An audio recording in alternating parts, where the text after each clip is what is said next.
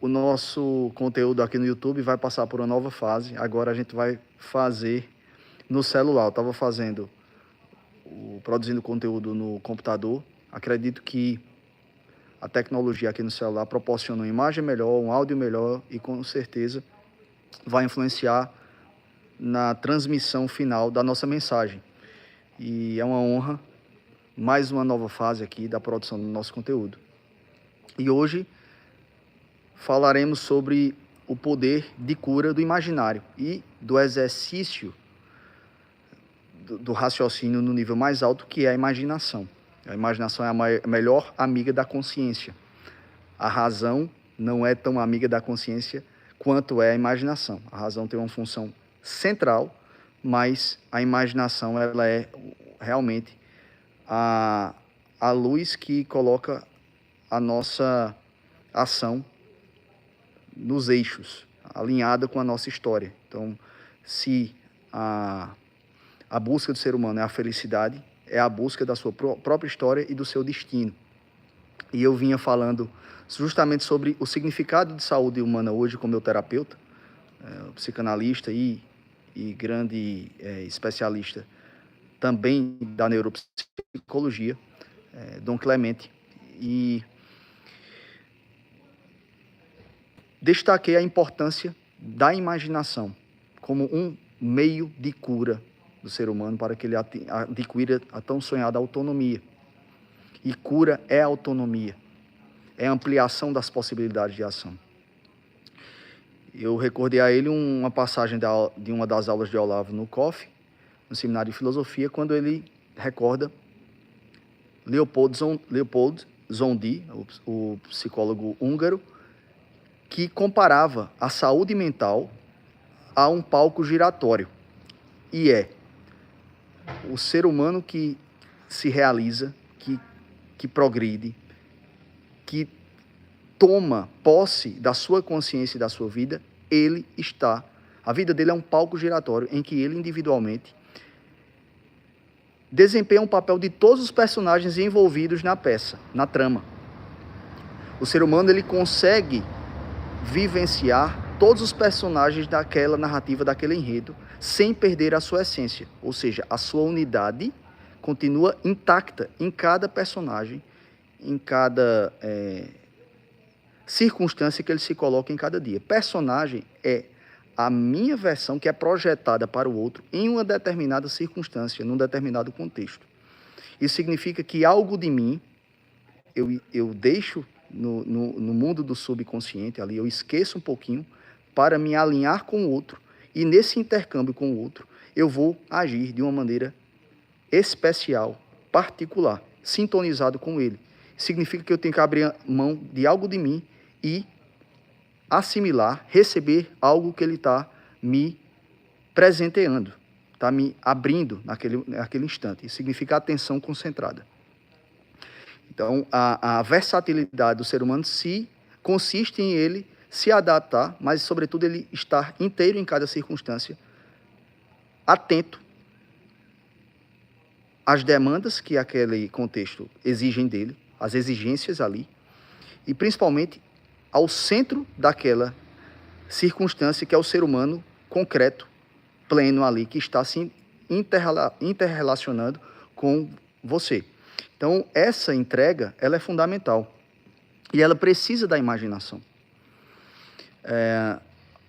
O palco giratório, ele faz com que você amplie o seu repertório de experiências para que você tenha o máximo de possibilidades e de ações possíveis na sua vida.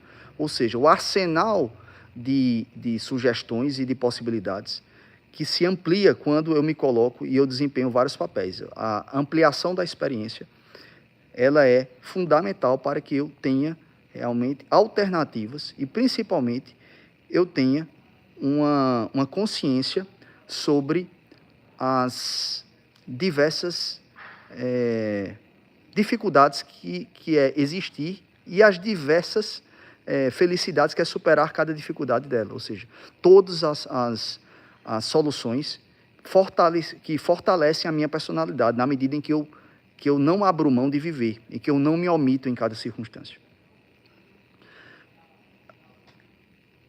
a gente sabe que para que eu consiga tomar posse de mim, eu preciso mergulhar na minha história, atualizar a minha consciência, ou seja, saber que eu tenho um destino, eu tenho uma origem e que eu tenho algo que eu tenho que fazer e que o outro precisa. Então, de onde eu venho para onde eu vou é a busca do ser humano no processo terapêutico e no processo filosófico, que é a terapia por excelência. E para onde eu vou, eu preciso saber da minha história pessoal, no nível familiar, no nível social, no nível histórico e no nível espiritual. Não quer dizer que eu estou refém do passado, numa reminiscência que se torna uma camisa de força. Muitas vezes as pessoas fazem reminiscências, mergulham no passado e param por lá e não querem de lá sair. Quando a vida está passando e você precisa contribuir, corresponder a cada sugestão e chamado que a circunstância faz para você, para que eu justamente me amplie e incorpore força na minha personalidade. E a imaginação faz com que, por exemplo, eu saiba se eu souber da minha origem genética, se eu souber do meu tipo sanguíneo, por exemplo, um detalhe bobo, eu sei em qual momento histórico eu participei. Os meus ancestrais foram mais protagonistas. O tipo A, o agricultor, o tipo B, os pastores. O tipo O, os caçadores, o AB, uma junção de agricultor com pastor. Por exemplo, no tipo sanguíneo eu já sei qual é a dieta própria dos meus ancestrais para eu potencializar minha saúde física. Algum tipo de sangue tem mais tolerância ao leite. Isso é mais perfeito no nível dos haplogrupos, os códigos genéticos que definem a sua origem étnica. Você tem uma relação com a alimentação mais apropriada a você. Mas eu também, com a imaginação, eu posso me colocar numa fantasia, numa projeção imaginária, em que um fato histórico do passado possa se atualizar como se eu estivesse vivendo aquela realidade, que aparentemente é fictícia. Esse é o poder da arte. A ficção se torna um cenário e uma possibilidade real de você vivenciar e apreender, extrair uma lição de vida daquela história. Por isso que quando eu estou atuando no palco enquanto ator ou num filme, eu estou incorporando elementos psicológicos e reais daquele personagem imaginário. Eu vou me comportar como ele, eu vou ampliar o meu campo de visão, vou ampliar a minha visão de mundo. E aí eu posso me colocar no cenáculo, eu posso me colocar na mesa da Eucaristia com Cristo ali, como se eu estivesse com ele naquela realidade. E como eu me comportaria se eu fosse cada apóstolo que estivesse na companhia dele naquele momento. Ou eu posso imaginar que Jesus tem um tom de voz e uma linguagem especiais para falar comigo. E que ele fala comigo de uma maneira tão única que só eu conheço. E eu posso criar essa imaginação, colocar na minha reflexão e realmente sentir que, de verdade, Jesus agiria e age comigo dessa forma, de uma maneira única e irrepetível, incomparável. Como se Nosso Senhor, se Jesus saísse comigo e fosse tomar uma cerveja comigo. Ou tomar um vinho. O que é que ele falaria para mim, se eu estivesse num momento de tristeza? Isso é imaginação. Eu estou humanizando a pessoa de Cristo, sem jamais arranhar a divindade dele. Porque, exceto no pecado, ele é igual a nós em tudo. Isso é uma maneira de você trazer para si, para o seu íntimo, a realidade de qualquer ser humano que você queira conhecer. E eu conheço o outro para amar verdadeiramente, perfeitamente. E quando eu conheço o outro, eu conheço a mim mesmo. porque eu sei como eu posso reagir e como eu posso proagir, me antecipar na assistência, na ajuda, no serviço àquela pessoa e àquela circunstância que demanda de mim. Então, quando eu conheço a Deus, eu escuto Deus na minha consciência, eu tomo posse da minha consciência e me aproprio da minha liberdade. Eu fortaleço a minha personalidade. E por falar em consciência, ela é muito mal compreendida, porque ela confunde com a mente. A mente não produz o pensamento. A mente operacionaliza o pensamento. O pensamento ele surge na consciência. A consciência está além do corpo, abrange o nosso corpo, envolve e carrega o nosso corpo. Está em volta de nós. Então, o pensamento surge na alma e a consciência tem várias camadas. E uma das camadas é a mente. A mente ela funcionaliza. Então, como eu vou operacionalizar a minha consciência naquela situação? Ou seja, eu venho alimentando o sonho de ser um grande intelectual, um grande advogado, um professor, um atleta, mas cada dia eu tenho que tomar uma decisão para isso. Eu tenho que acordar cedo, eu tenho que tomar banho, eu tenho que ir para a academia, eu tenho que estudar. Então, cada decisão pequena no ambiente fisiológico, biológico e mais imediato, a mente ela faz essa decisão, mas essa decisão geral surgiu antes, na minha imaginação, a imaginação que alimenta os sonhos, e eu naturalmente vou buscar esses sonhos e produzir o caminho da minha vida e a minha missão espiritual. Então depende, o que você alimenta é o que você vai amar. E cuidado para não alimentar coisas que você odeia, porque você vai se tornar igual àquilo que você odeia. Não à toa no meio religioso, pelo menos é algo que eu venho batendo firme, os que mais se parecem com aqueles moralistas chatos na religião, muito associado ao meio católico aos protestantes, são os tradicionalistas católicos. Eles vivem falando dos protestantes, eles são exatamente iguais a eles na chatice e no moralismo. Então, eu acabo me tornando aquilo que eu imagino, de certa forma, ou que eu alimento na minha mente e na minha consciência. Então, e a razão ela tem a importância de fazer um juízo moral. Então, a mente ela é um operador mais técnico, a razão ela faz um juízo de valor sobre as coisas, e a consciência é o radar da minha vida, de orientação, que vai olhar da maneira mais ampla possível. Não dá para ser 360 graus, porque só a consciência divina, a consciência de Deus, ela vê a realidade total, mas a nossa vê a realidade. E quanto mais eu tiver figurinhas na minha mente, quanto mais eu tiver colecionar imagens, fantasias, intuições, conceitos,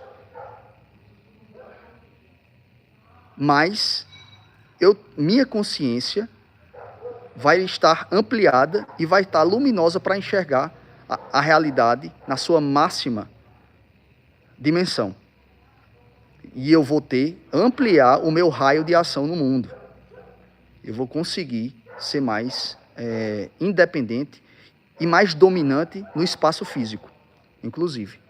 E quando você é dominante no espaço físico, você elimina a compressão, a ansiedade.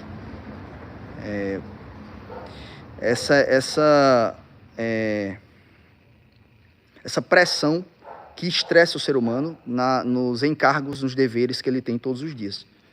É justamente a ação humana consciente que faz com que ele seja independente, o máximo independente possível de qualquer pressão externa.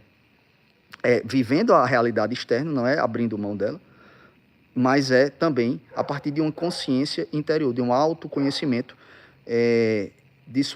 da parte mais íntima da sua consciência. Então, a consciência, você vê que é o plano mais alto, a razão está abaixo, a mente está mais abaixo ainda, e a imaginação é como se fosse a Lua, que é o satélite que orienta a consciência, que é o nosso Sol. E a imaginação é essa produção de imagens, essa produção de símbolos, que faz com que nós enxerguemos a criação de Deus na sua máxima potência. E sempre imaginando o destino final, que é a eternidade. Como eu vou morrer de uma maneira digna.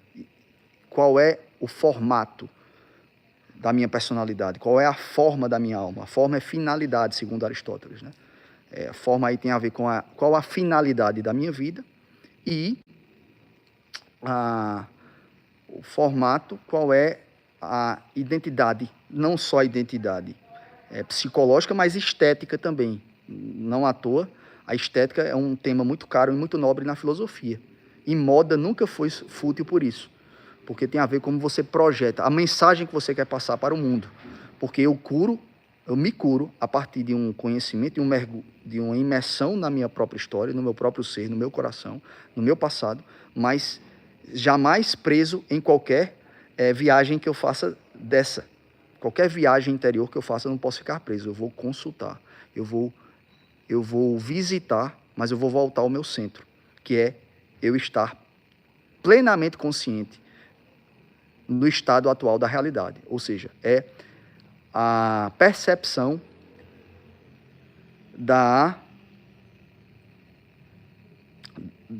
presença atual. E essa percepção é uma percepção sensível. Então, os sentidos atuam como captação de tudo que eu estou vivenciando naquele exato momento. E aí o poder da intuição. A intuição é justamente essa capacidade de agir com todo o acumulado de pensamentos, reflexões e imaginação que você acumulou, que você construiu ao longo da sua história. Aquilo fica latente na sua consciência e sempre dá uma solução. Antes mesmo de você pensar claramente sobre isso, você já tem um indício de qual é a melhor decisão a ser tomada. Então, a intuição está justamente sendo um dos pilares de fortaleza desse castelo que é o imaginário da gente. Um dos pilares mais importantes. A intuição é uma função central da consciência. Ali, em que eu estou captando e absorvendo a realidade imediata. E aí você se torna um ser livre como a águia. A águia, ela voa alto dentre os... Claro que a gente é muito mais que uma águia, a gente é uma águia luminosa e eterna, para alcançar o sol, Cristo. Mas a águia, dentre os seres, ele é ligada à liberdade, porque ela voa alto, ela tem autonomia, ela tem longevidade, e ela realmente atua com base em uma possível imaginação animal, uma mente especial no reino animal, em que a imaginação é símbolo. Ela alcança grandes feitos e tem por causa do olhar, que é a porta, é a janela do conhecimento, como dizia Aristóteles, né? Então o olho é muito um símbolo da imaginação muito forte, porque tudo que eu vejo eu internalizo para minha alma. E a águia é símbolo no reino animal disso. Então que sejamos livres como águias por excelência, aquelas que têm vida eterna consciente e que são imagens e semelhanças de Deus, no caso, o ser humano, né? Imagem e semelhança de Deus. É isso. Abraço e até os próximos conteúdos aqui.